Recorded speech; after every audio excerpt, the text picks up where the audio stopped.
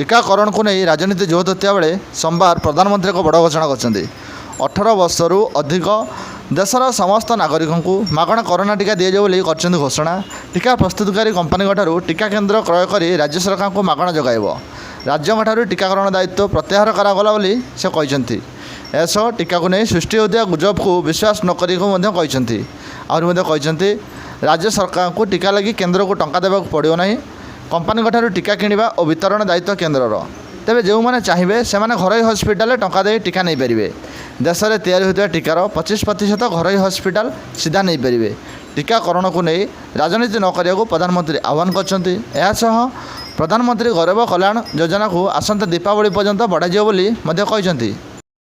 21 जून सोमवार से देश के हर राज्य में 18 वर्ष से ऊपर की उम्र के सभी नागरिकों के लिए भारत सरकार राज्यों को मुफ्त वैक्सीन मुहैया कराएगी।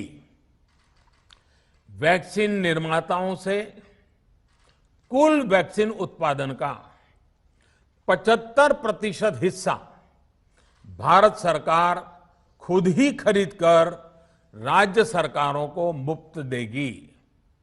यानी देश की किसी भी राज्य सरकार को वैक्सीन पर कुछ भी खर्च नहीं करना होगा।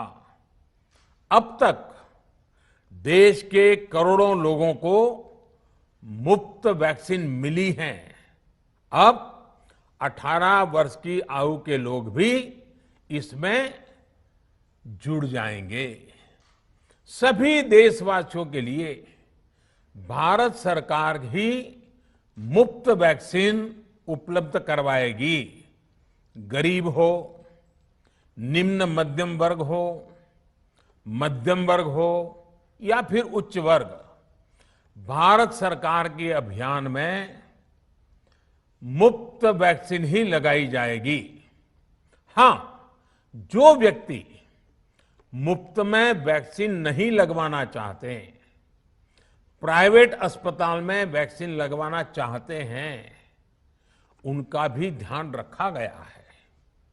देश में बन रही वैक्सीन में से 25% प्राइवेट सेक्टर के अस्पताल सीधे ले पाए, ये व्यवस्था जारी रहेगी।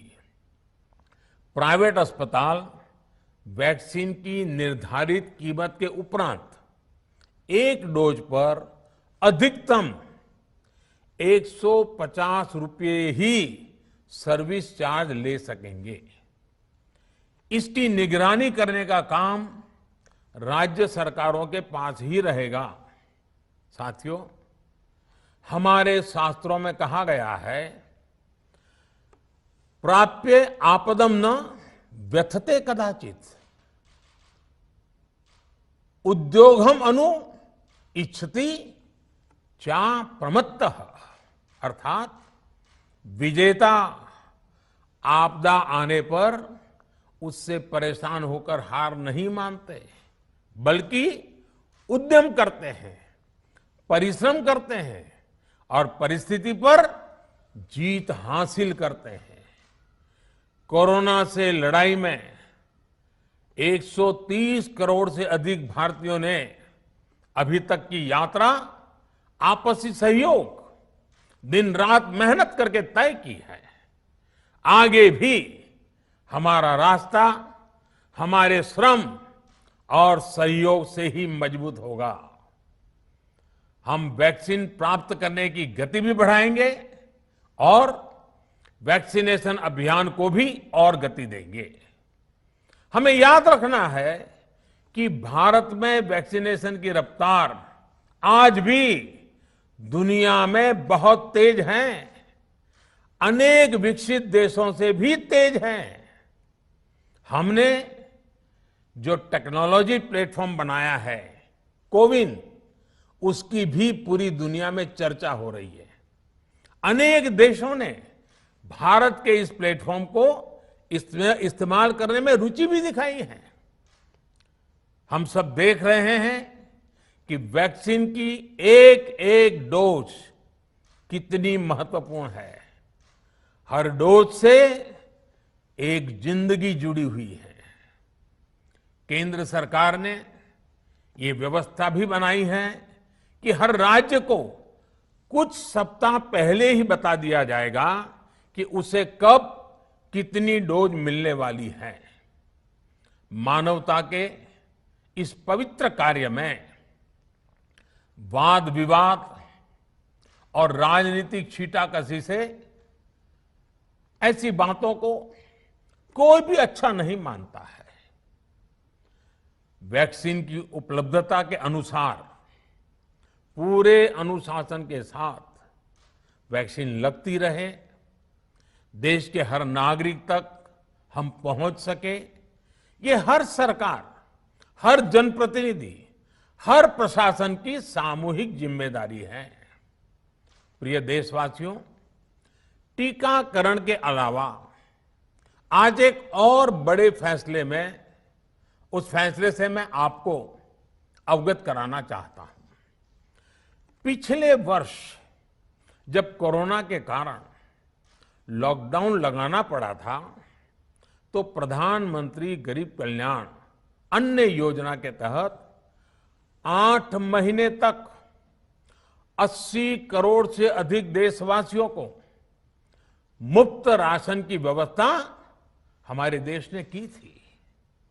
इस वर्ष भी दूसरी वेव के कारण मई और जून के लिए भी इस योजना का विस्तार किया गया था।